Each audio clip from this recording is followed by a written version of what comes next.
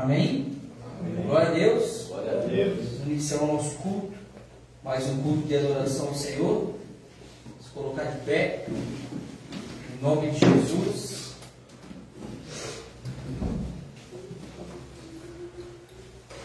São uma reunião que ela vai acontecer até o Senhor vir nos buscar.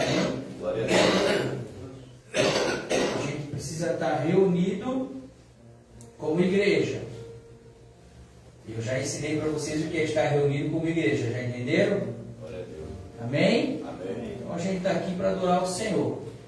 Estamos aqui para adorar o Senhor, estamos aqui para ouvir a palavra do Senhor e aprender por essa palavra como a gente deve viver, proceder e também se prevenir pelas coisas que vão acontecer.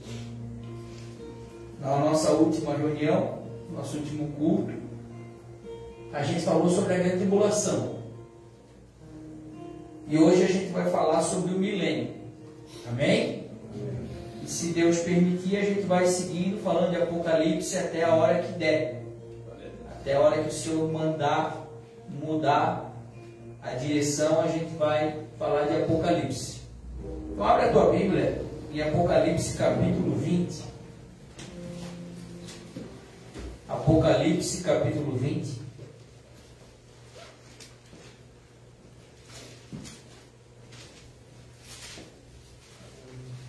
Apocalipse capítulo 20. Amém? Amém.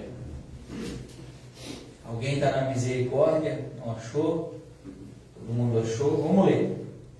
Apocalipse 20, verso 1. Nisto vi um anjo descer dos céus com a chave do abismo insondável e uma corrente pesada na mão. Ele prendeu o dragão, aquela velha serpente que é o diabo Satanás, amarrou-o com correntes durante 1000 anos e o jogou dentro do abismo insondável. Depois o fechou e pôs nele um lago, de modo que ele não podia mais enganar as nações, até que os 1000 anos tivessem terminado. Depois disso, ele seria solto novamente por um pouco de tempo. Então vi tronos, e neles estavam sentados aqueles que tinham recebido o direito de julgar. E vi as almas daqueles que tinham sido decapitados pelo seu testemunho a respeito de Jesus, por proclamarem a palavra de Deus, e que não tinham adorado a besta ou a sua estátua, nem aceitado o sinal dela na testa ou na mão. Eles ressuscitaram e aí reinaram com Cristo durante 1000 anos. O restante dos mortos não voltou à vida, enquanto os 1000 anos não tinham terminado. Essa é a primeira ressurreição. Felizes e santos aqueles que tomam parte na primeira ressurreição. Para eles a segunda morte não representa nenhum terror, porque serão sacerdotes de Deus e de Cristo e reinarão com ele 1000 anos.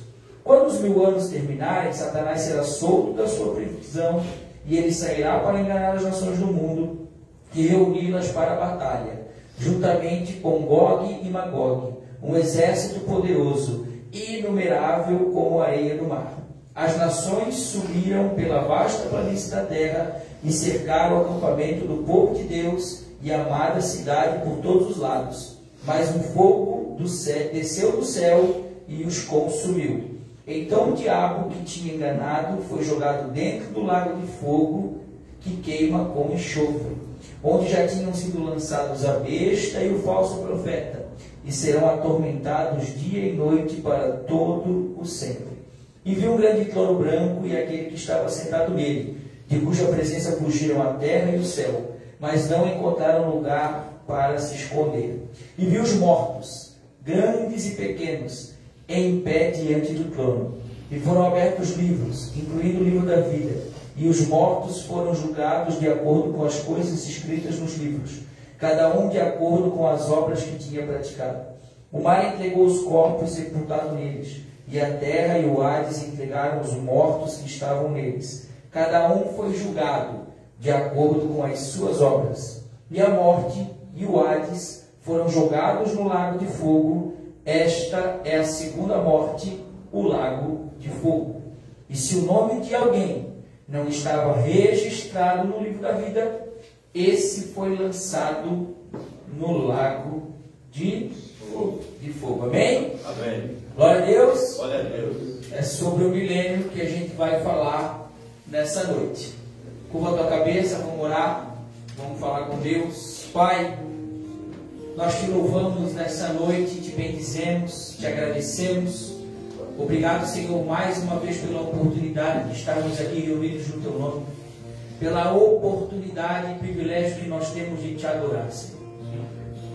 Para muitos isso é insignificante e não tem valor, mas para aqueles que foram chamados por ti, aqueles que foram resgatados por ti, foram perdoados pelo Senhor, isso é valoroso. Poderíamos estar em qualquer lugar do mundo, fazendo tantas coisas terríveis, Senhor, mas por causa de ti, Senhor, nós estamos aqui. Isso não vem de nós, é um dom do Senhor para as nossas vidas. E nós te agradecemos, Senhor, por ter nos escolhido, nos chamado para estarmos aqui. Que todos nós possamos valorizar esse momento de adoração, esse momento de louvores para te engrandecer e te exaltar. E que nós possamos valorizar o tempo da palavra, pois o Senhor é a palavra, é o verbo que se fez carne. O Senhor é tudo isso que está escrito aqui diante dos nossos olhos. E isso que está diante dos nossos olhos, que é o Senhor, nos ensina que a fé, ela vem pelo ouvir e ouvir a palavra do Senhor. Que nós possamos ter a nossa fé fortalecida nessa noite, por meio da tua palavra que será ministrada. Usa-me, Deus, para a glória do teu nome. Importa, Senhor, que eu me esconda para que tu apareça, Senhor. Que as pessoas não olhem para mim ou para a suposta capacidade que eles pensam que eu tenho. Eu não tenho nada, Senhor. Eu sou um pobre pecador, mas eu sou alguém que foi chamado por ti, assim como os meus irmãos. E eu só estou aqui podendo ministrar a tua palavra porque o Senhor é bom, o Senhor é misericordioso. Então toda a honra, toda a glória, todo louvor e adoração sejam dadas a ti, em nome de Jesus. Amém.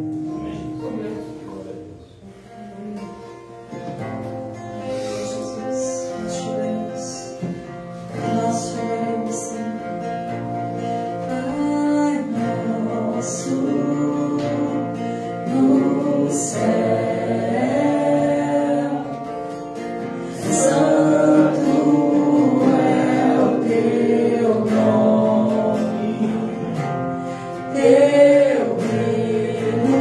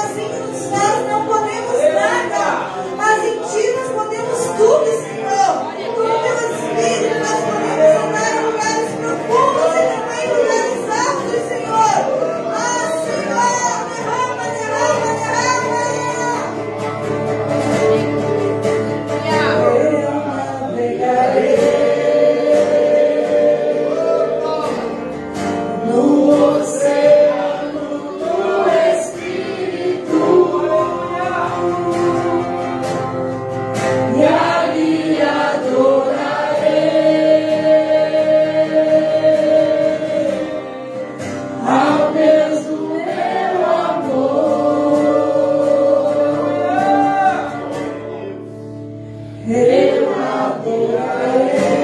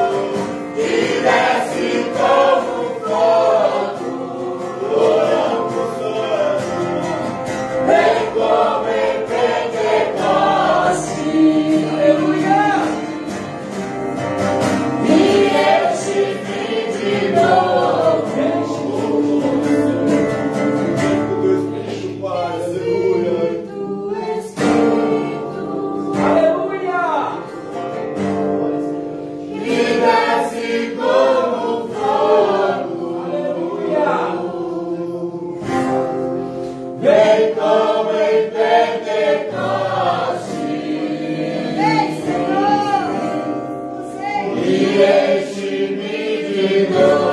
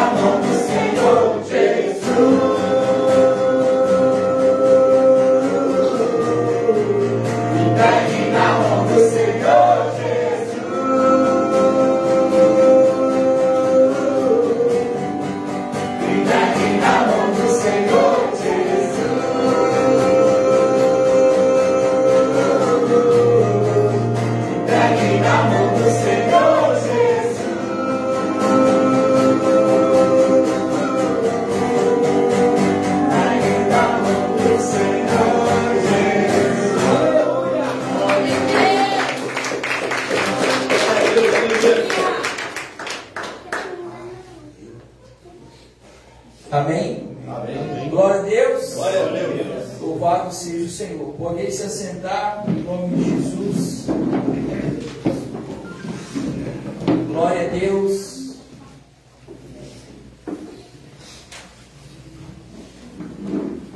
Só se ajeitar aí. Nós já vamos iniciar. Glória a Deus. Amém? Amém. Glória a Deus. Glória a Deus.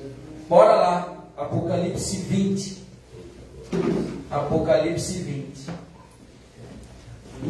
Quinta-feira a gente falou sobre o que? A grande tribulação. Todos lembram? Glória a Deus. A gente leu sobre a grande tribulação. Mateus 24, do verso 15 ao 33. Ficou claro que a grande tribulação? A grande tribulação é o governo do anticristo. Vivemos os princípios das dores, Mateus 24, do 1 ao 14, e no versículo 15, Jesus disse: pois quando virdes o abominável da desolação, coisa horrível, a qual falou Daniel no lugar santo, então vocês que estiverem em casa, aí das grávidas, enfim. No versículo 15 de Mateus 24, começa a grande tribulação. A grande tribulação, ela é para os cristãos. Vai ser dado poder ao anticristo lutar contra o povo de Deus. Eu sei que tem muita teoria aí, muita tese de que a igreja sobe antes. Não, a igreja não sobe, não existe arrebatamento secreto. Principalmente quem vem lá da linha mais pentecostal, não tem arrebatamento secreto. A palavra arrebatamento, ela aparece lá em Tessalonicenses, que eu li para vocês. A palavra arrebatamento é quando? Quando Jesus vem buscar a igreja, os mortos fiéis ressuscitam primeiro e nós que estaremos vivos seremos arrebatados juntamente com eles. Arrebatamento secreto não existe. Biblicamente não tem. Isso é tese, teoria. É texto fora do contexto que é pretexto para heresia. Amém? Amém. E eles usam a justificativa de quê?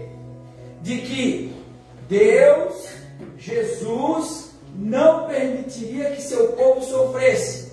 Se fosse assim, então os nossos queridos amados irmãos, os pais da fé, os apóstolos e a igreja teria morrido dormindo com a cabeça no travesseiro.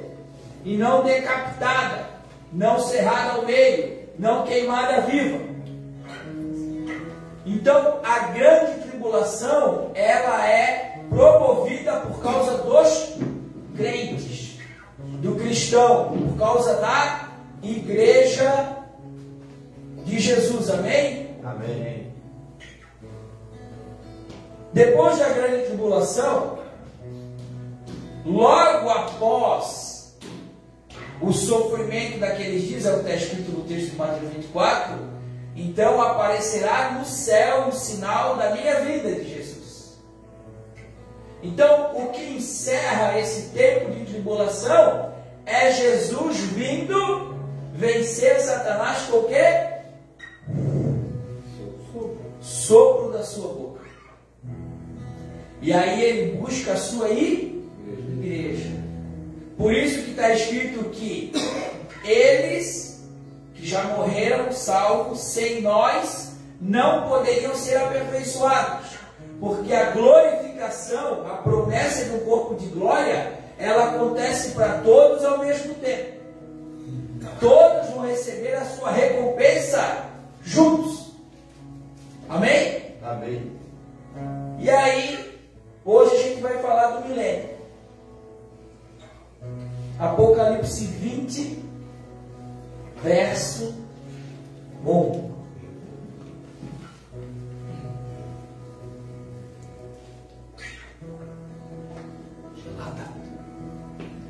Bora lá. Nisso, vi um anjo descer dos céus com a chave do abismo insondável, e uma corrente pesada na mão. Ele prendeu o dragão, aquela velha serpente que é o diabo, Satanás. Amarrou-o com correntes durante 1000 anos e jogou dentro do abismo insondável.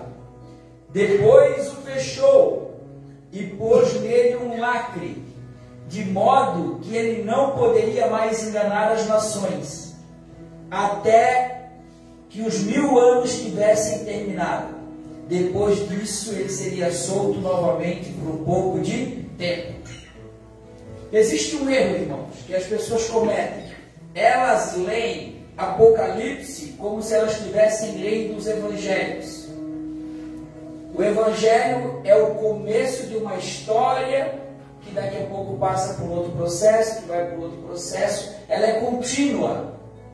Então, narra o acontecimento do princípio ao fim. Capítulo após capítulo, a história vai acontecendo.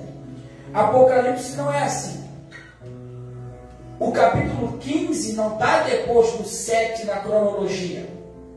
Apocalipse descreve o final dos tempos e os acontecimentos. Então fala sobre as 7 taças, os 7 selos, os candeeiros, enfim. Tudo isso eu vou trazer para vocês aqui no decorrer do tempo. Mas Apocalipse, ele acontece os capítulos mutuamente. Não é porque o 5 veio antes do 10 que aquilo vai acontecer antes. Não. Tu precisa entender o que está sendo dito. E ele é dividido em 7 partes. Aí as 7 igrejas, as 7 taças, selos, 7 cavaleiros, enfim. E a gente vai chegar aqui no 20, que é o milênio. E na descrição do milênio, diz João: eu vi um anjo descer dos céus com a chave do abismo insondável e uma corrente pesada na mão. E ele prendeu o dragão, aquela velha serpente que é o diabo, Satanás. Quando que Satanás foi preso? Quem quiser abrir para acompanhar comigo, senão eu só falo e a gente ganha tempo. Eu acho que é melhor assim, tu anota num papel e escuta eu ler. Lucas 11, 21, para quem quer anotar. Quando o valente guarda armado a sua casa, em segurança estão os seus bens. Mas sobrevindo outro, mais valente do que ele, e vencendo-o, tira-lhe toda a armadura em que confiava e reparte os seus despojos. Então a gente sabe que Satanás, ele é o valente. Ele guarda armado a sua casa em segurança e os seus bens. Quais são os bens de Satanás? São todos aqueles que estão mortos nos seus pecados e delitos. Porque a Bíblia diz que Deus não é Deus de morto, Deus é Deus de vivo. E para tu se tornar filho de Deus é necessário que tu nasça. Que tu faça o quê? Ressuscite. Participe da ressurreição de Cristo. Mas sobrevindo o outro, que é Jesus, mais valente do que ele, e vencendo-o, tira-lhe toda a armadura em que confiava e reparte os seus despojos. Então, quando Jesus morreu na cruz do Calvário, ele venceu quem? O diabo e as suas obras. Mateus 12, 29 vai dizer: uma pessoa não pode entrar na casa de um homem forte e roubar os seus bens sem primeiro amarrá-lo. Só então poderá roubar a casa dele. Jesus fez o que com o diabo? Jesus o venceu e Jesus o amarrou. Assim, Jesus consegue tirar aquilo que lhe pertence. João 12, 31.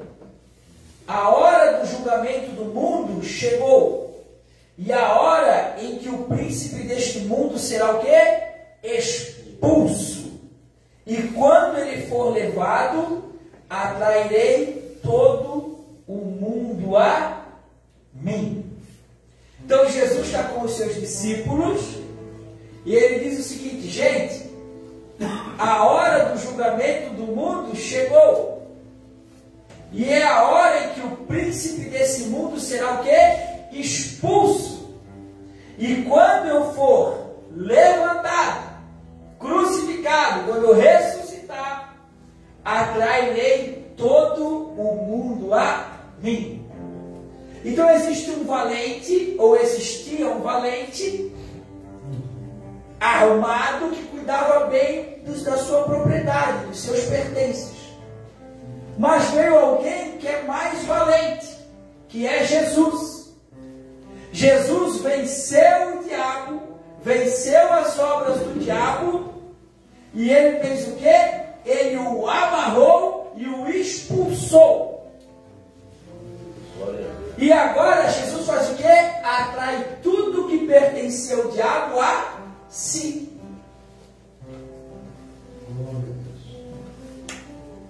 Então, preste atenção.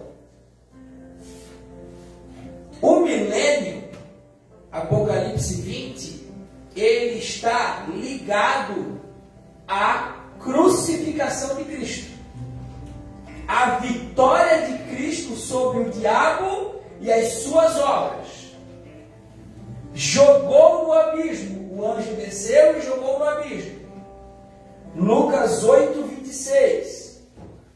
Nisto chegaram ao outro lado do lago, para a região dos Gadarenos, em frente da Galileia.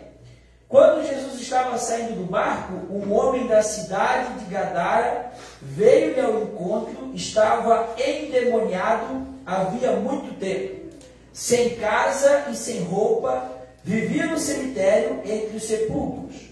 Logo que viu Jesus, deu um grito, caiu aos seus pés e disse em alta voz: que quer comigo, Jesus, Filho do Deus Altíssimo? Por favor, eu suplico, não me atormente, pois Jesus já havia ordenado ao demônio que saísse dele.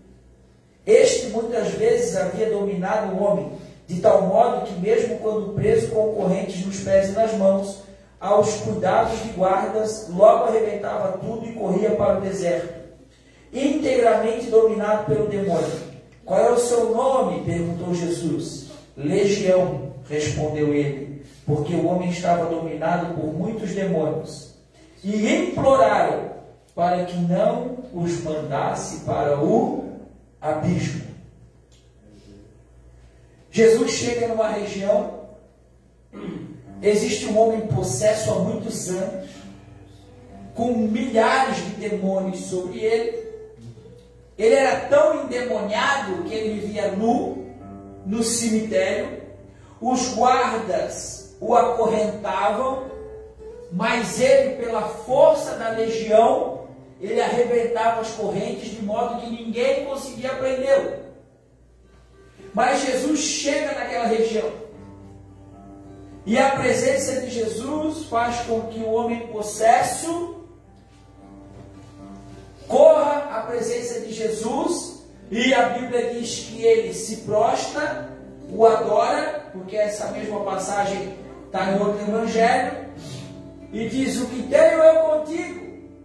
O demônio falando: Jesus, o Filho do Deus Altíssimo, porque viesse nos atormentar antes da hora. E Jesus diz: quem é tu?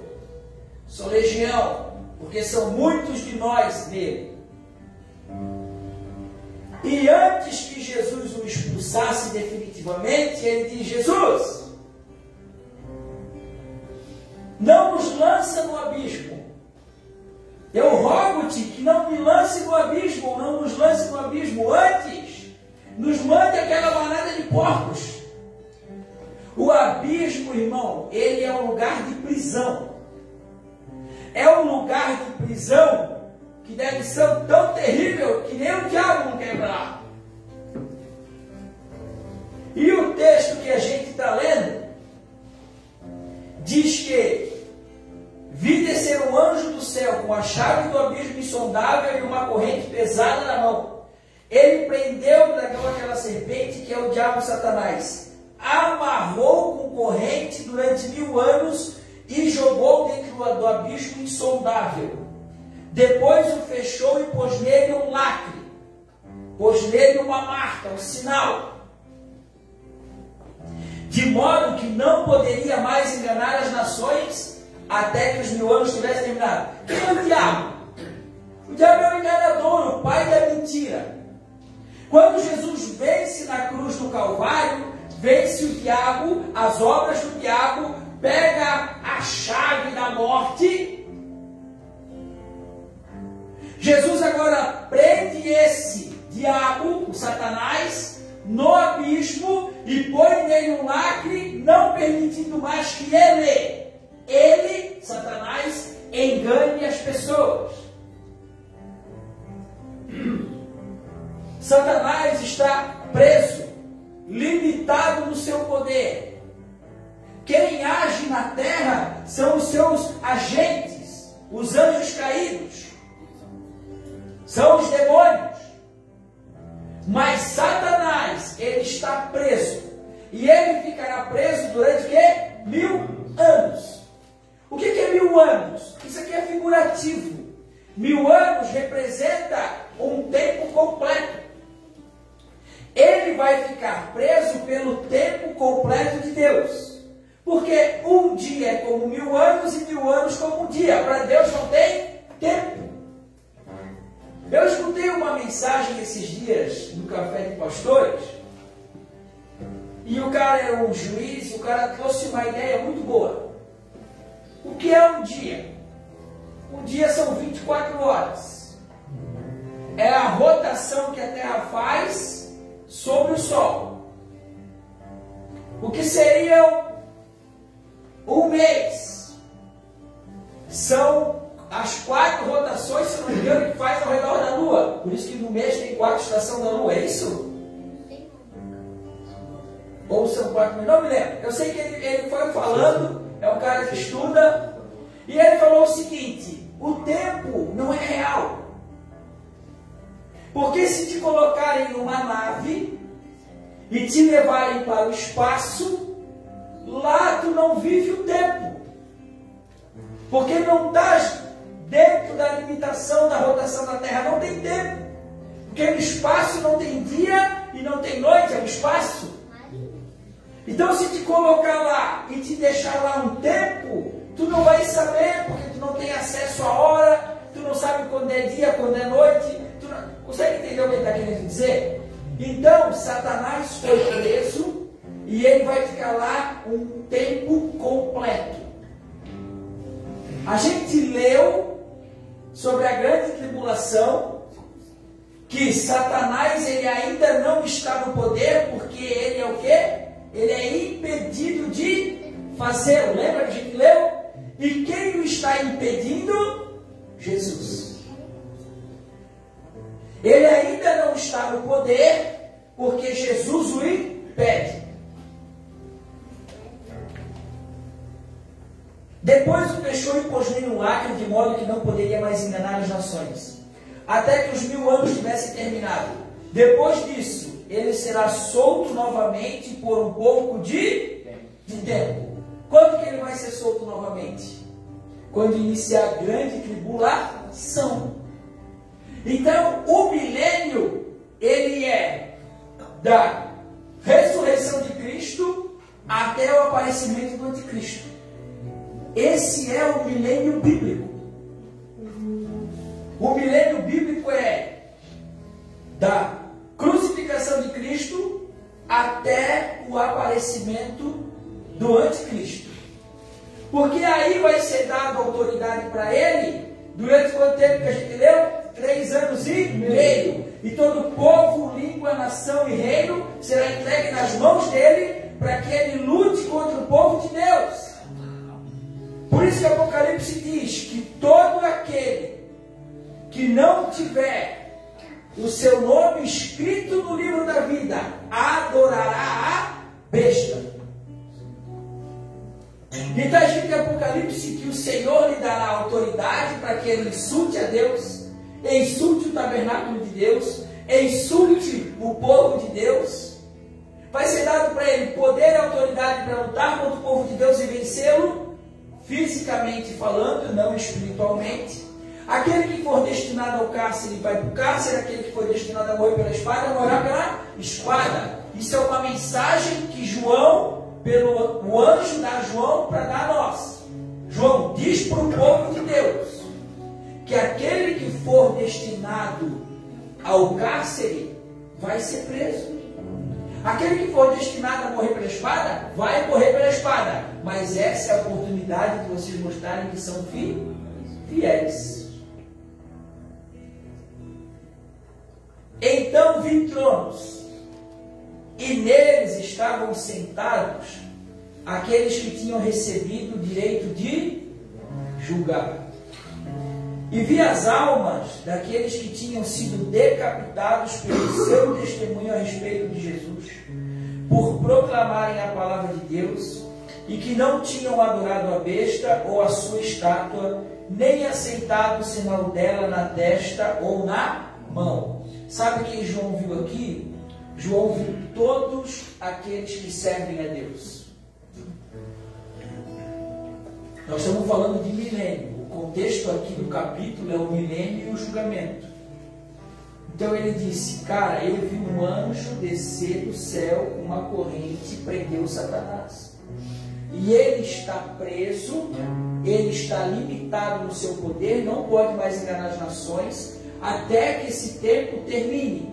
Mas quando o tempo terminar, ele vai ser solto por pouco tempo para enganar todo mundo de novo. Mas eu também vi tronos. Então, depois disso, está dizendo aqui, então eu vi tronos, a cena mudou. Entendeu? Ele está falando outra coisa. Eu vi tronos, e neles estavam sentados aqueles que tinham recebido o direito de julgar. Qual é a promessa que Jesus faz para uma das igrejas de Apocalipse? Aquele que perseverar até o fim sentará no meu trono, assim como eu tenho sentado no trono do meu Pai. Então João, ele viu tronos.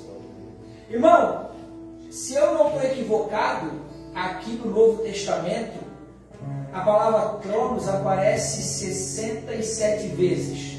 Se eu não estou equivocado. Dessas 67, 47 são em Apocalipse.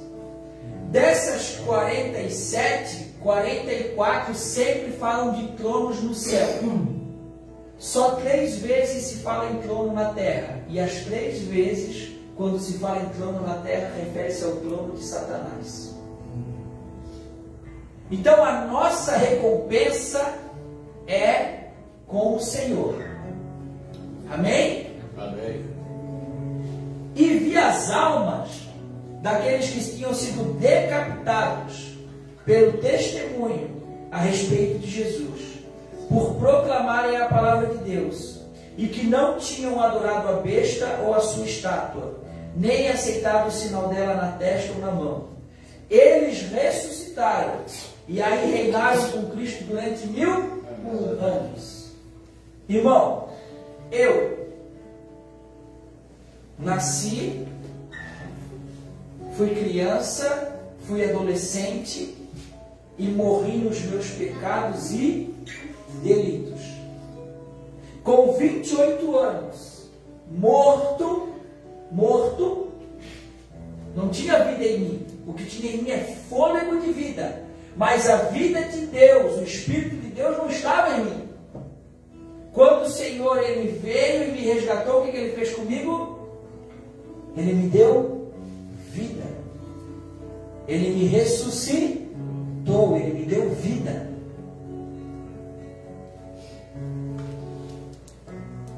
Fui crucificado com Cristo. Portanto, não vivo mais eu, Cristo vive em mim. Eles ressuscitaram e reinaram com Cristo durante 1000 anos. Quem reina com Cristo? A igreja. A igreja reina com o seu Senhor. Vou ler um texto. Mateus 28, 18. Aqui Jesus já tinha morrido, sido crucificado, ressuscitado, e agora ele vem ao encontro dos discípulos e diz: então Jesus aproximou-se de seus discípulos e disse: toda a autoridade no céu e na terra foi entregue a mim. Quem reina no céu e na terra e debaixo da terra hoje é Cristo, é o Filho de Deus. Sobre ele está toda a autoridade. Filipenses 2,9. Contudo, foi por causa disso que Deus o elevou até a mais alta posição, lhe deu um nome que está acima de qualquer outro nome, para que ao nome de Jesus se dobre todo o joelho no céu, na terra e debaixo da terra, e toda língua confesse que Jesus Cristo é o Senhor, para a glória de Deus. Quem é o Senhor? Jesus é o Senhor. Se Jesus, que é o Cristo, reina, e ele é o cabeça da igreja, quem reina com o cabeça? A igreja. Ele disse: toda a autoridade foi me dada no céu e na terra. Vão em meu nome e façam discípulos. E esses sinais acompanharão vocês. Expulsarão demônios, ressuscitarão os mortos, curarão os enfermos. Toda a autoridade que foi dada a mim, eu compartilho com vocês. Hoje é a igreja que reina com Cristo. Esse texto aqui, irmãos, todos, que eu vou ler agora, todos os cristãos deveriam saber. 1 Coríntios 15, 20. Todos deveriam de saber desse texto, decorá-lo. Mas o fato é que Cristo realmente ressuscitou dentre os mortos e tornou-se o primeiro entre muitos dos que já morreram. Lembra lá em Romanos que diz: desde o princípio de tudo, Deus já conhecia os seus escolhidos, e Ele também os predestinou para que se tornassem a imagem do seu Filho. Então nós, a igreja, nós fomos chamados e predestinados por Deus para sermos iguais a Cristo. E Ele é o primogênito numa família de muitos irmãos. Ele é o primeiro. A Bíblia diz que Jesus ele era o unigênito, era o único. Mas Ele se tornou depois primogênito, primeiro.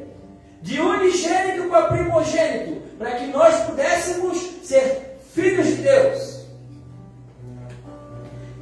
Mas o fato é que Cristo realmente ressuscitou dentre os mortos e tornou-se o primeiro entre muitos dos que já morreram. A morte veio ao mundo por meio de um só homem, e a ressurreição dos mortos também veio por meio de um só homem. Pois assim como todos morreram em Adão, assim também todos serão vivificados em Cristo. Cada um, entretanto, por sua vez. Cristo, o primeiro, depois, quando Cristo voltar, todo o seu povo viverá de novo. Depois disso virá o fim. Quando Jesus voltar, virá o fim. Quando ele devolverá o reino a Deus, o Pai, depois de ter destruído todo o domínio, autoridade e poder. Porque Cristo reinará até que tenha colocado todos os seus inimigos debaixo de seus pés. O último inimigo a ser destruído é a morte. A gente vai ler, eu vou acabar de falar do milênio. Então, versão, quem é o último inimigo a ser destruído? A morte. Nós vamos ler isso lá em Apocalipse 20. Quem reina? Jesus. Quando o reinado de Jesus termina? Quando ele voltar e buscar a sua igreja. Depois virá o fim, quando ele devolverá o reino a Deus o Pai, depois de ter destruído todo o domínio, autoridade e poder. Porque Cristo reinará até que tenha colocado todos os seus inimigos debaixo dos pés. O último inimigo a ser vencido é a morte, porque o Pai sujeitou tudo debaixo dos seus pés, exceto, naturalmente, que Cristo não domina sobre o próprio Pai, que lhe deu esse poder de dominar.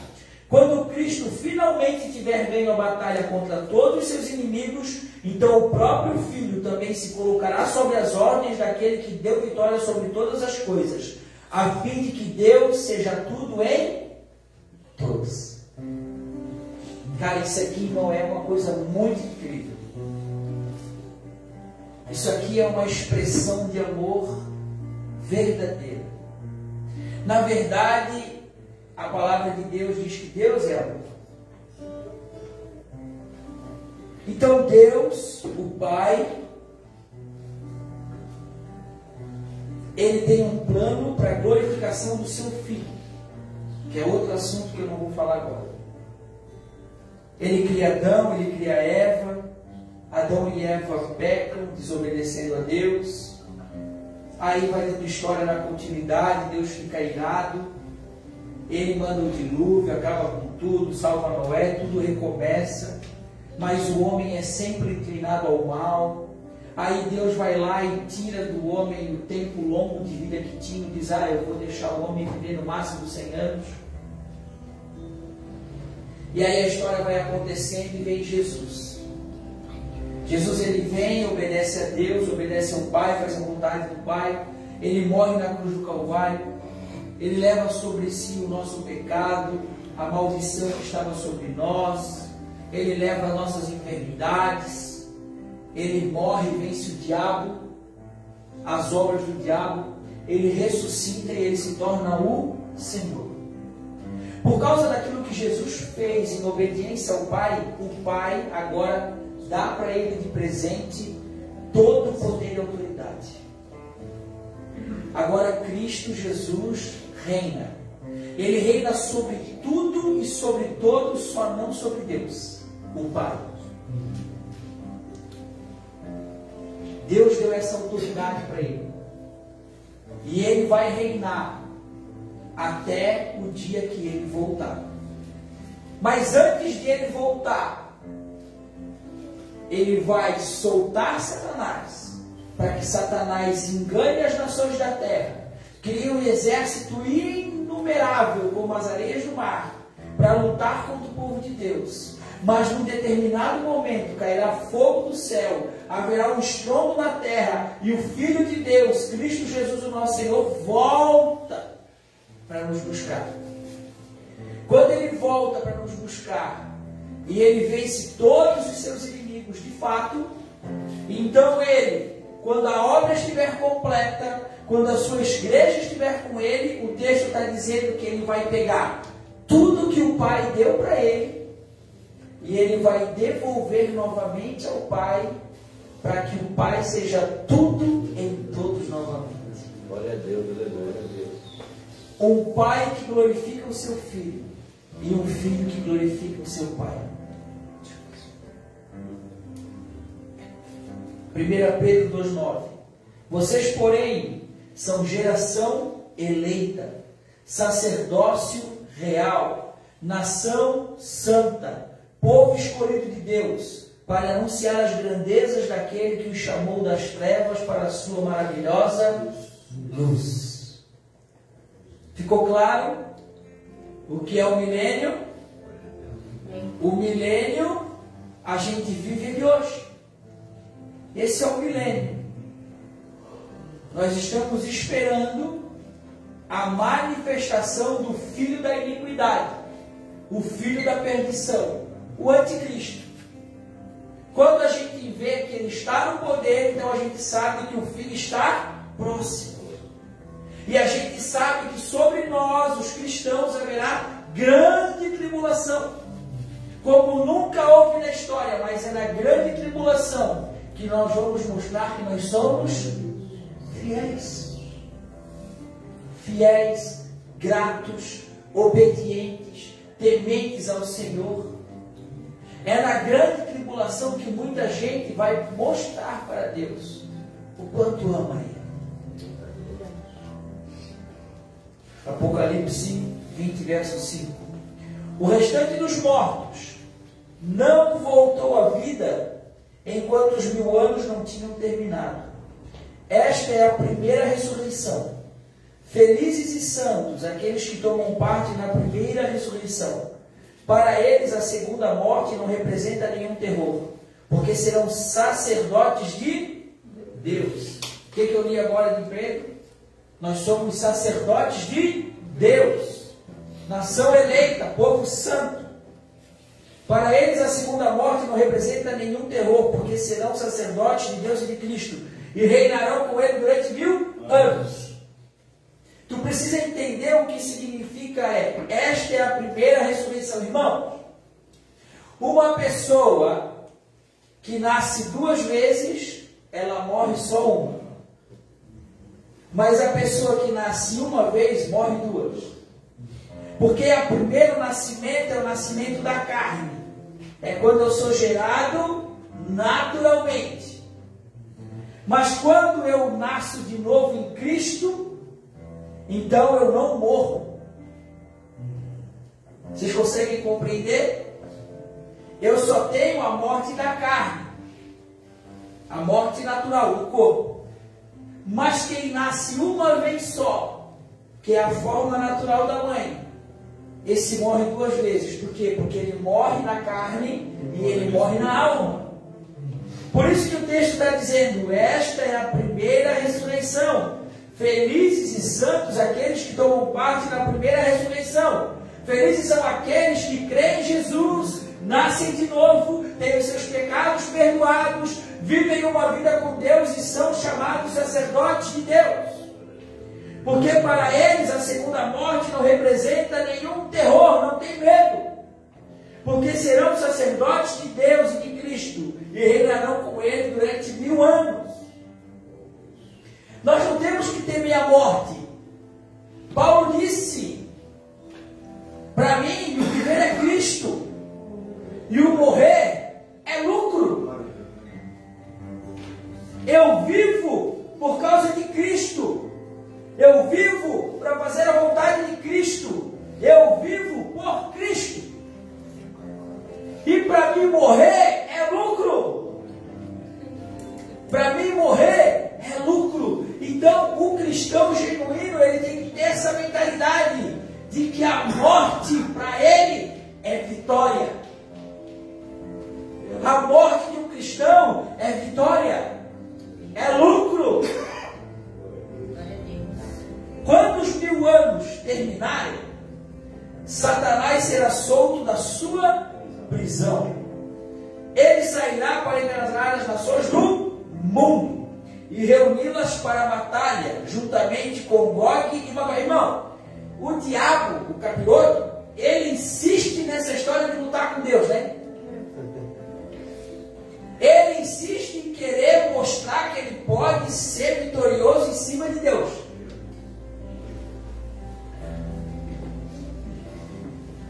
Ele sairá para enganar as nações do mundo e reuni-las para a batalha, juntamente com Gog e Magog. Aqui é uma expressão de um grande exército.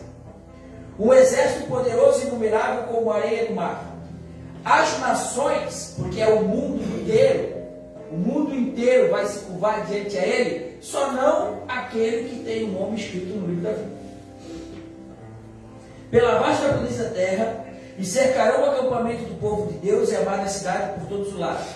Mas o fogo do céu desceu e as consumiu, que nem Sodoma e Gomorra. Então o diabo, que as tinha enganado, foi jogado dentro do lago de fogo que queima com enxofre, onde já tinham sido lançados a besta e o falso profeta, e serão atormentados dia e noite para sempre. Irmão, o diabo ele vai queimar no fogo do inferno para sempre. A Bíblia diz que o inferno foi criado para ele e para os seus agentes. Ele sabe que ele vai para lá, mas ele insiste em querer lutar contra Deus. Então o inferno não é a casa do diabo. Seria um paraíso para ele, a humanidade inteira lá e ele metendo o ferrinho na bunda da gente. Entendeu? Ele cortando o dedinho da gente, ele volta ao lugar e corta de novo, enfiando um troço na nossa orelha, nos nossos olhos. Ele é o Satanás, ele ia se divertir, ia ser o playground dele, playground. Ia ser o parque de diversão do inferno, do diabo. Não, o diabo ele vai sofrer, ele vai queimar para toda a eternidade. Eu vi um grande trono branco e aquele que estava sentado nele, de cuja presença fugiram a terra e o céu, mas não encontraram lugar nenhum para se esconder.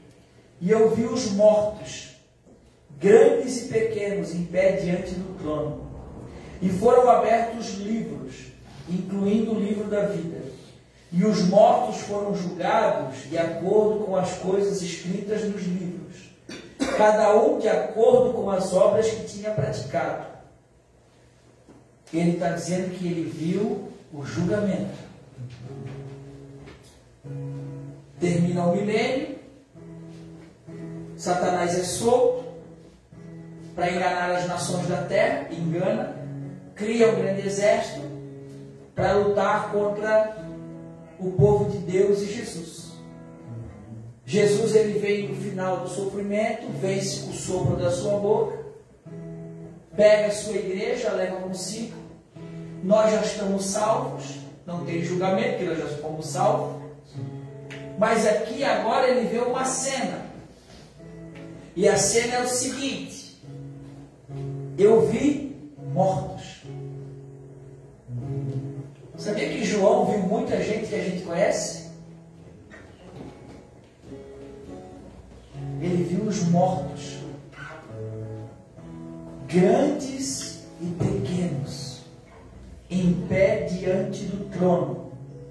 E foram abertos livros, incluindo o livro da vida. Então nós temos uma mesa com livros e tem o livro da vida junto.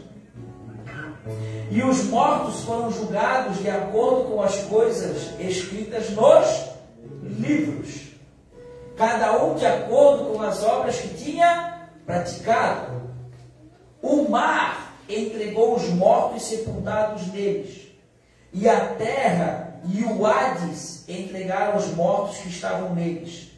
Cada um foi julgado com as suas obras. Aqui, irmãos, é o tribunal de Cristo. Ele julga as nações, a humanidade. E está dizendo que quem não tem o seu nome escrito no livro da vida, esse é condenado ao sofrimento eterno. E eu fiz umas observações aqui nessa visão de João sobre o julgamento. E eu coloquei aqui critérios do tribunal de Deus, escritos nos livros. Lá no dia do tribunal, lá no dia do julgamento, tu vai prestar conta, primeiro, das tuas palavras. Todas as palavras que tu proferiu em vida, tu vai prestar conta diante de Deus. Todas as palavras torpes, todos os xingamentos, todas as maldições, tudo aquilo que tu falou de ruim, tu vai prestar conta diante de Deus. Por isso que a Bíblia diz que de uma mesma fonte, que é a boca, não pode jorrar água limpa e água suja, salgada. A nossa boca, ela tem que ser boca de bênção e não de maldição. A gente vai prestar conta diante de Deus das nossas palavras. Segundo, vamos prestar contas dos nossos pensamentos e intenções do coração. Irmão, hoje eu fui ministrar lá em Itajaí, numa casa de recuperação. Foi eu, a Flávia e o Nicolas. E no meio da ministração eu falei para eles: irmãos, o Senhor esquadrinha o mais íntimo do teu coração. A minha pergunta é: por que vocês estão aqui? Vocês estão aqui porque vocês querem a Deus, que é o dono desse lugar? Ou vocês estão aqui porque querem o favor de Deus? Eu lhes dei de comer e vocês ficaram satisfeitos. E a mesma pergunta que eu fiz para eles lá, eu faço aqui. Tu estás aqui por quê? Tu estás aqui porque tu queres a Deus? Ou tu estás aqui porque tu queres uma namorada? Porque a tua mãe te mandou? Porque o teu pai te mandou? Porque se tu não viesse para cá, tua esposa não te queria mais? Porque tu queres os teus filhos? Tu estás aqui porque tu quer tudo isso? Ou tu estás aqui porque tu queres a Deus? Qual é a motivação do teu coração para estar aqui?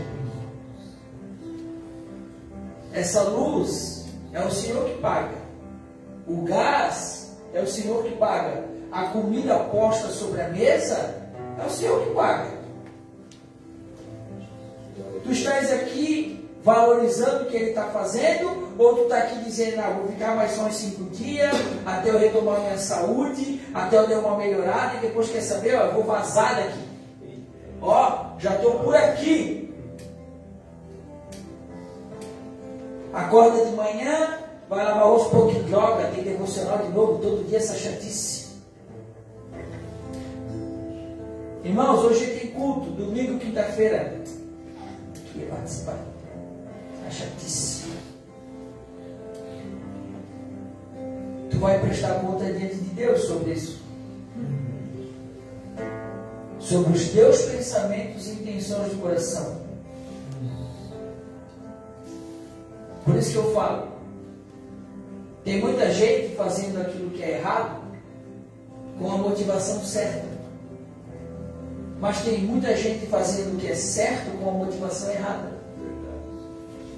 E Deus não vai ver se tu faz o que é certo e o que é errado. Deus quer ver a motivação do teu coração. Irmãos, Deus não trabalha com o que é certo e errado. Já falei sobre isso com vocês. Deus trabalha com o que gera vida ou morte. Porque para o Carlos pode ser certo beber, mas para mim pode ser errado beber. Agora Deus não está preocupado se ele está certo ou se eu estou errado. E a pergunta que Deus faz é: vai beber para quê? Qual é a motivação do teu coração? Vais abrir essa garrafa de vinho para quê? Porque quer uma brisinha? Quer uma brisinha, um livrozinho? Não estou falando que é pecado beber, porque não é. A Bíblia diz que é pecado se embriagar. Eu estou falando de motivação do coração. Diante de Deus, Ele vai julgar as tuas palavras, as minhas palavras, Ele vai julgar os teus pensamentos, os meus pensamentos, e Ele vai julgar as motivações do teu coração. Por que que tu fez isso? Terceiro, nós vamos prestar contas das nossas obras. Quais são as tuas obras? Se eu fosse o Senhor, e hoje fosse o teu dia do julgamento, e eu dissesse, apresenta-me as tuas obras, o que tu teria para oferecer para Deus? O que tu construiu para o Senhor? Sim, cara, Jesus fala muito sobre obras. Aquele que crê em mim fará as mesmas obras. Quais são as obras? Apresenta-me as tuas obras. E quarto, nós vamos prestar conta diante de Deus da nossa omissão. Porque todo aquele que sabe que deve fazer o bem e não faz, comete pecado. Tudo aquilo que tu deveria ter feito, que tu poderia ter feito, e tu não fez, tu vai prestar conta diante de Deus. Aí eu escutei um cara dando um exemplo disso que eu achei muito interessante. Tu pode ser crente, tu pode ser honesto no teu trabalho, tu pode dar dízimo na igreja, tu pode dar oferta na igreja, mas uma tarde era para tu ter saído, servido, ficou em casa vendo televisão. Tu foi omisso, porque tu podias fazer algo por alguém e tu deixou de fazer. Omissão. Aquele que sabe que pode fazer o bem e não o faz, comete pecado. Está escrito em Tiago. Então Deus vai te cobrar daquilo que tu poderia ter feito e deixou de fazer. Tu foi omisso. Irmão, o que eu mais vejo aqui dentro dessa casa, o que eu mais vejo dentro desses lugares, de casas de recuperação, casas missionárias, são pessoas talentosas. Pessoas que têm mão de obra boa. O cara é um bom artista, o cara é um bom músico, o cara é um bom profissional da construção civil, o cara é um eletricista, o cara é um soldador. A pergunta que o Senhor faz para ti hoje é: o que tu produziu com o talento que eu te dei? Tu podias ter feito algo para mim com o talento que eu te dei e tu deixou de fazer. Tu foi omisso. Irmão, quem estiver aqui no tribunal de Cristo, quem estiver nesse tribunal aqui, não tem como escapar. Porque diante de Deus não escapa nada. Ou tu entrega a vida para Cristo, ou tu serve a Cristo, se submete ao Senhor hoje, aqui e agora, ou o que te aguarda no final é um grande julgamento. Os livros e o livro da vida. Ele vai te apresentar o primeiro livro, palavras, pensamentos, intenção do coração, obras e omissão. E no final ele vai dizer: o nome dele não está aqui, Senhor.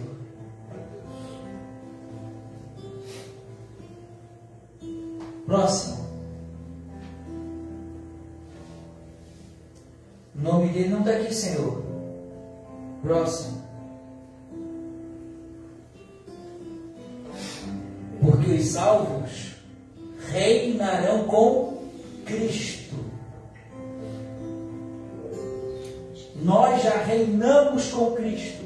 Irmão, eu sempre tento tomar o cuidado de falar nós. Nós. Eu não quero ser ofensivo. Eu não quero ficar dizendo vocês para um lado e eu para o outro. Eu uso a expressão nós. Mas eu sei absolutamente o que Ele fez na minha vida. Eu sei o que Ele fez na minha vida, eu sei o que Ele está fazendo na minha vida, e eu vou prestar conta diante dEle e de mim. Por isso que eu sei sobre a minha relação com Ele, sobre o que eu tenho vivido com Ele. A pergunta é: tu já viu a tua? Eu sei o que Ele fez por mim. Eu sei de onde Ele me tirou, onde Ele me colocou, e eu nunca mais voltei. Esses são indícios de pessoas que nasceram de novo. Pessoas que dizem não ao pecado, pessoas que se sujeitam a Deus, pessoas que não têm para onde ir, a não ser para um lugar, que é a salvação, é a cruz, é Cristo Jesus. Eu sei de mim, maluco, eu vou morar na eternidade. E isso não tem nada a ver comigo, tem a ver com aquilo que Ele fez por mim.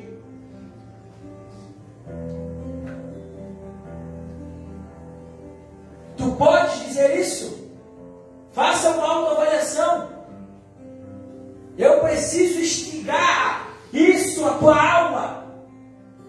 Falei para os meninos da casa de recuperação, existe um tumor dentro de ti. Esse tumor se espalha, toma conta de ti. Esse tumor vai te matar. Esse tumor é o teu pecado. Aí o Cris chega aqui e diz, irmão, tem um tumor aí, ele vai te matar. Sabe o que as pessoas dizem? Quem és tu para me julgar? Cadê o amor? Tu acha que tu é santo? Ah, tu não comete pecado. É isso que as pessoas falam para nós. Sabe por quê? Porque a forma que elas acham de se defender. Eu não estou mostrando o teu pecado porque eu quero o teu mal. Eu estou mostrando o teu pecado porque eu quero mostrar para ti que tem alguém que pode curar, que pode reverter e te dar uma vida nova. Esse alguém é Jesus. Esse alguém é Jesus. Eu tinha um tumor. Vários, na verdade. Ele me curou, irmão. Ele me salvou, Ele me deu uma vida nova. Isso não faz de mim alguém melhor do que tu. Só faz de mim uma testemunha do poder de Cristo. Do poder da ressurreição, porque eu estava morto.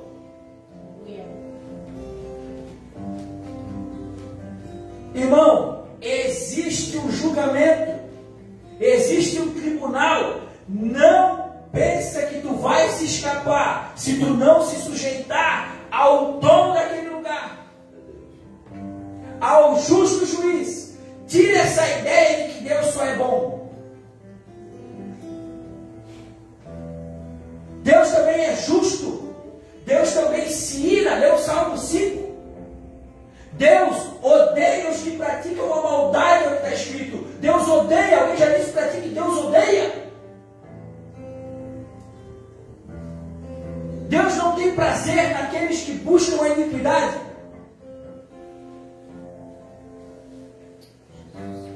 Irmão, nós estamos no milênio.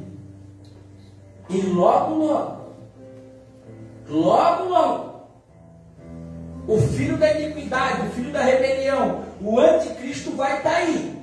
Ele vai governar a terra. A humanidade vai dar a terra para ele e dizer, resolva os nossos problemas. Porque a Bíblia diz que ele vem como um cordeiro, mas fala como um dragão. A aparência dele, a forma que ele vem é uma forma de cordeiro, de alguém manso, de alguém preocupado, interessado. A forma que ele vem disfarçadamente, como alguém que vai resolver o problema do combustível, o problema da fome, o problema da saúde, o problema da desigualdade. Ele vai vir como aquele que prega o amor LGBT, o amor, ele vai vir assim. Ele vem como um cordeiro, mas fala como um dragão. Como que tu vai identificar a fala dele? Se tu não conhece nem o Deus da Bíblia. Irmão, Satanás, se ele sentasse aqui agora, ele dava um banho de teologia em nós, um banho. Ele tentou o próprio Deus com a palavra de Deus. Não és tu, filho de Deus? Transforma essa pedra em pão. Não és tu, filho de Deus? Está escrito, darei ordem aos teus anjos para que não tropeçar. Mas cara, ele tentou Jesus com o Salmo 91. Aí o cara pega, compra uma Bíblia, bota lá no altar na casa, abre o Salmo 91, porque ele acha que a folhinha vai lançar força espiritual. Irmão, o diabo pega o Salmo 91, ele te tenta e ele faz tu cair. Ele estava aqui. Maluco, tu conhece o Éden? Conhece o Éden? Conhece o Éden? Conhece? Desculpa, tu vai me achar uma pessoa ofensiva? Ele viu o bigolinho de Adão. Se que Adão estava pelado, não estava pelado? Adão tinha um bigolinho. O diabo viu o bigolinho de Adão. E tu vem me dizer que a gente sabe mais? Ele estava no Éden, cara. Ele entrou lá, ele caminhou lá, ele tentou a Eva. É só por meio de Cristo Jesus que nós conseguiremos fugir desse engano do diabo. Não, eu falo essas coisas, não se escandaliza comigo, é para abrir a tua mente, cara. É só assim para tu entender o que está rolando aqui. É realidade. Ele conheceu Abel, ele conheceu Caim, ele conheceu Noé, ele conheceu Abraão, ele conheceu Moisés. Ô cara, ele conheceu todo mundo. Ó, foi amigo do Hitler, parceiro. É verdade, cara, ele estava aí. Satanás, onde é que tu estava? Disse Deus, Deus, eu estava dando uma banda lá na terra. Fui lá, dar uma endemoniada na vida de Jó. Tirei os filhos dele, tirei a grana dele, tirei tudo dele, mas o infeliz ainda é fiel. Mas também vou te dizer uma coisa, Deus. Pode tirar filho, tirar dinheiro, mas ele está lá, está saudável, tá bom? Deixa eu botar uma enfermidade naquele cara. Deus disse, então vai. O cara, o diabo vai na presença de Deus. Hoje ele não é mais. Porque a gente está preso. Está acorrentado, preso, com um selo onde ele não pode fazer o que ele mais gosta, que é enganar os outros. Quem age hoje são os seus agentes, os demônios. E outra coisa que eu vou dizer. Quem age hoje também são as obras da natureza humana. As pessoas caídas, elas fazem tudo o que elas querem de acordo com a sua carne. Nem é o diabo. Está assim de gente vivendo no pecado porque ama o pecado.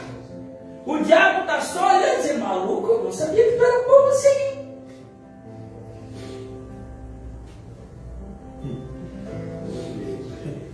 Nem precisa de ajuda, né? Não. Versículo 14. E a morte e o Hades foram jogados no lago de fogo. Esta é a segunda morte, o lago de... Quem foi jogado por último no lago de fogo? A morte. Lembra do texto que eu li? Depois disso virá o fim, quando ele devolverá o reino a Deus, o Pai, depois de ter destruído todo o domínio, autoridade e poder. Porque Cristo reinará até que tenha colocado todos os seus inimigos debaixo dos pés. O último inimigo a ser destruído é a morte.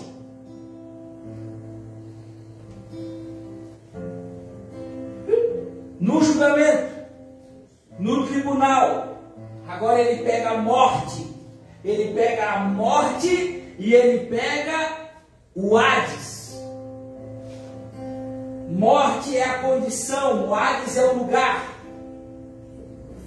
Porque quem morre sem Cristo, hoje está num lugar chamado Hades, que é um lugar de tormenta. As pessoas estão mortas aguardando a sua condenação. Elas sabem que não serão salvas.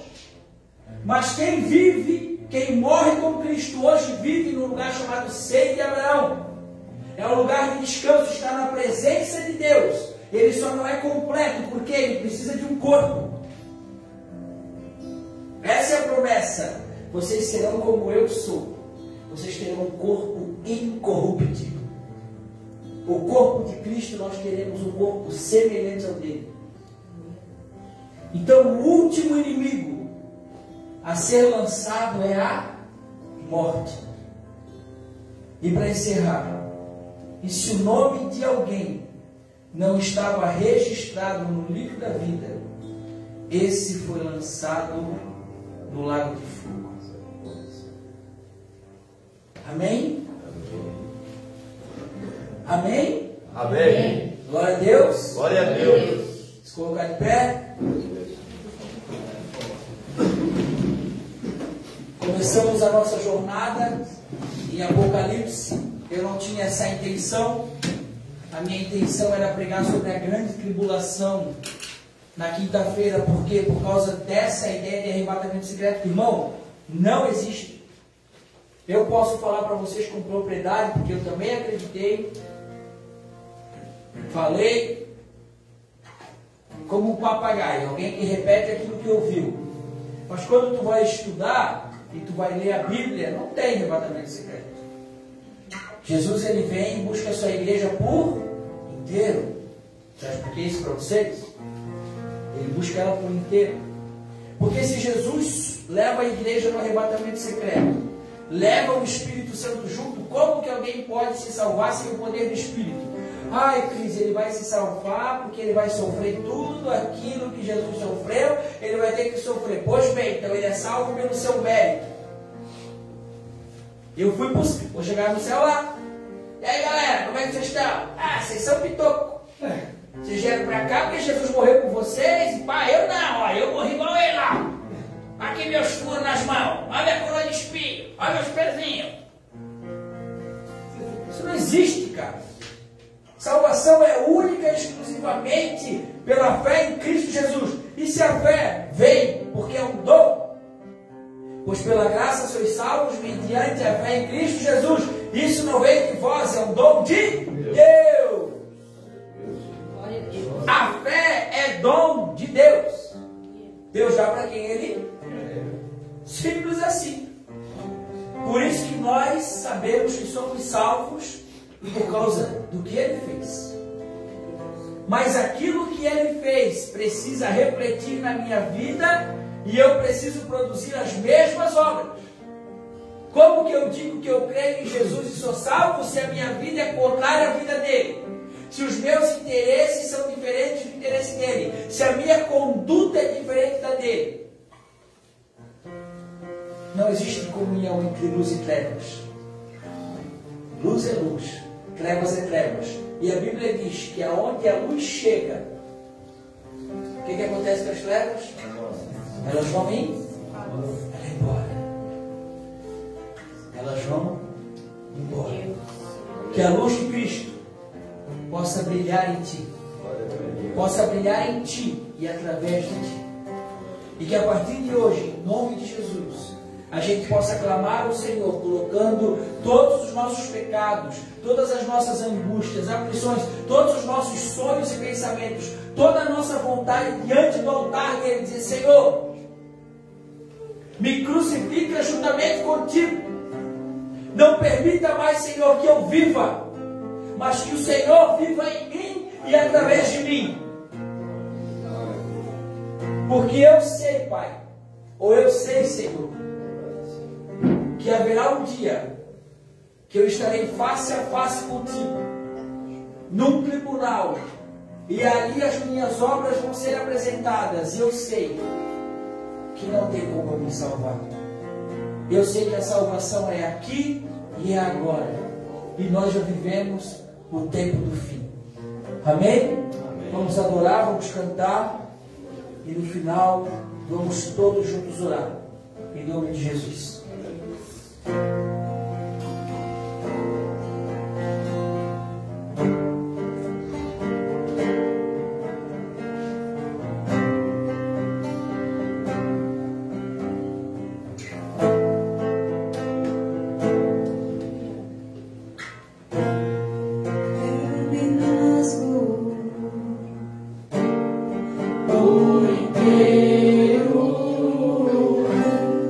Faz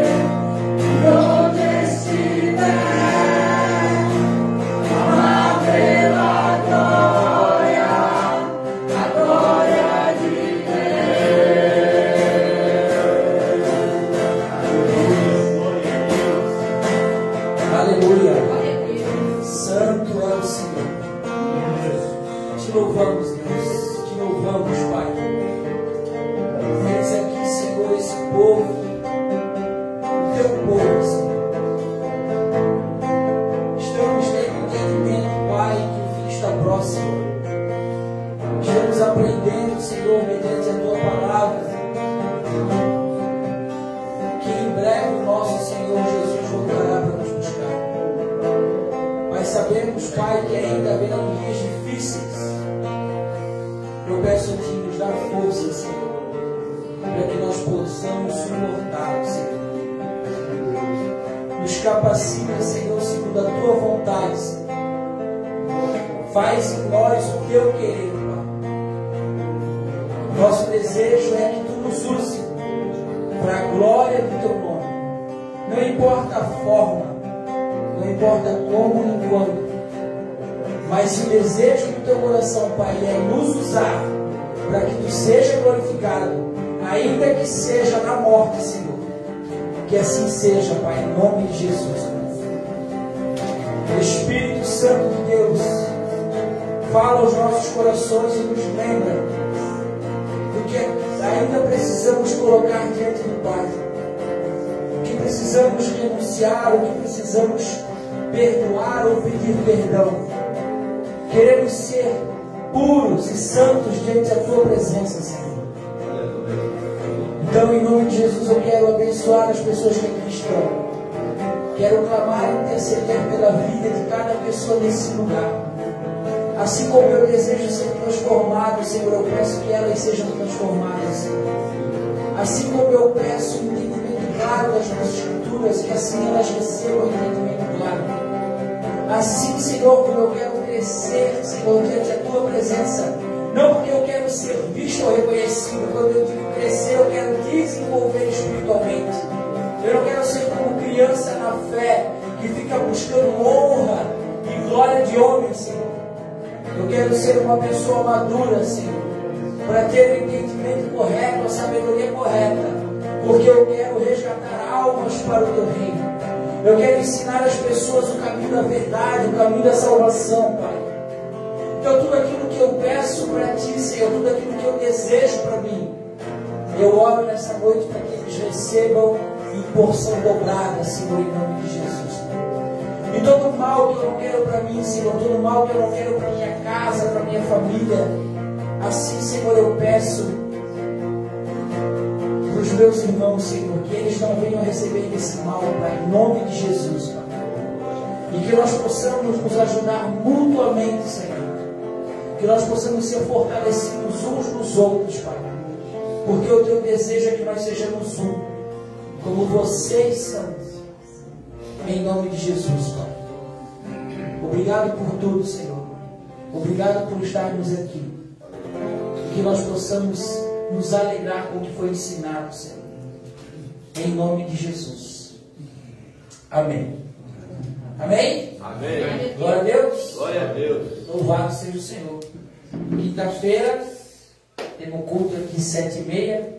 Quarta-feira, a gente vai estar lá na igreja Aliançados com Deus, sempre esqueço os nomes.